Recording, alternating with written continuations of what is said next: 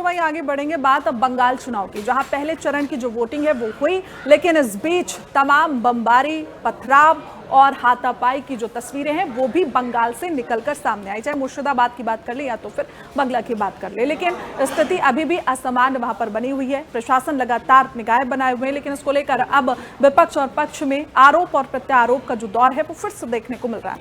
इसी पर रिपोर्ट देखिए।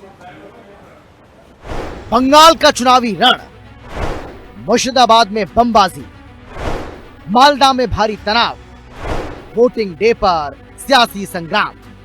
बंगाल के मुर्शिदाबाद के नवादा और रेजीनगर में मतदान की शुरुआत ही धमाकों के साथ हुई। शिवनगर प्राइमरी स्कूल के पास कच्चे बम फेंके गए, जिसमें कई लोग घायल हुए।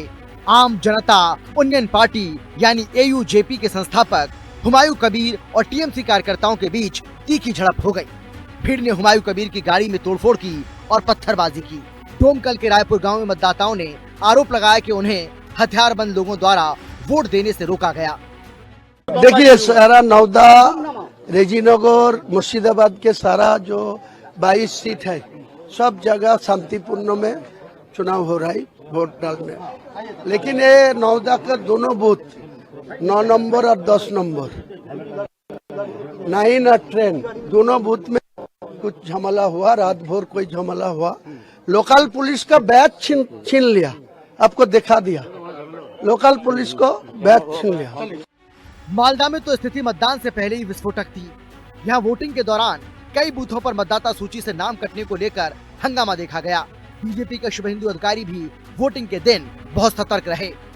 मुख्यमंत्री ममता बनर्जी के खिलाफ चुनावी ताल ठोक रहे शुभेंदु लगातार पोलिंग बूथ पर चक्कर लगाते रहे। यहाँ हिंदू जो हमारी दीदी बहनें रो रहा है, जो इस बार परिवर्तन नहीं होगा तो बंगाल का सनातन खत्म हो जाएगा। दादा किस तरह से अभी माहौल है हर जगह बूथ में? क्या है पिंगला में जैसे आप बात करें, क्या है दादा? एक मिनट दादा, माहौल ठीक है, कंट्रोल है। Election commission is doing very better, लेकिन कुछ तो है, चोट डाकत तो है अभी भी। वो पिंगला उसी का खिलाफ हम लोग का स्पेसिफिक कंप्लेन है। चिन्मय प्रामाणिक क्या हुआ है वहाँ पे? हमारी पोलिंग एजेंट को अरेस्ट किया है, उसको तुरंत कार्रवाई होना चाहिए। मैं police observer, state police observer Mishra और CO साहब मनोज अग्रवाल के साथ किया, कंप्लेन भी किया। उसको तुरंत उसको हटाना चाहिए, एक्शन होना चाहिए, सस्पेंड होना चाहिए। उधर राहुल गांधी ने एक वीडियो जारी कर दावा किया कि पश्चिम बंगाल में विचारधारा की इस लड़ाई में बीजेपी को सिर्फ कांग्रेस ही हरा सकती है। वो अधिकार छीनते हैं, हम दिलाते हैं। वो संविधान मिटाते हैं, हम बचाते हैं। भाई और बहनों, अगर ममता जी ने साफ सुथरी सरकार चलाई होती, अगर ममता जी ने बंगाल को पोलराइज नहीं किया होता, तो बीजेपी के लिए रास्ता नहीं खुलता। भाई और बहनों, कांग्रेस पार्टी बीजेपी से लड़ती है और बीजेपी जानती है कि कांग्रेस पार्टी ही बीजेपी को रोक सकती है।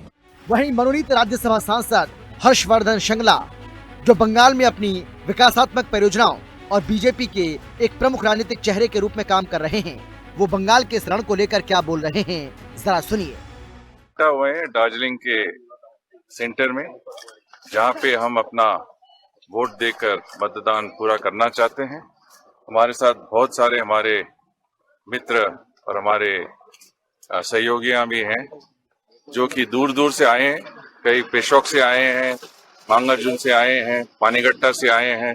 तो दार्जिलिंग पहाड़ों के बहुत इलाकों से लोग आए हैं और हमारे साथ समर्थन देने के लिए आए हैं, ताकि हमारा वोट एक शक्तिशाली वोट हो, एक विकास, उन्नति और सुरक्षा के लिए वोट हो और एक अच्छा परिवर्तन बंगाल में लाने के लिए वोट हो।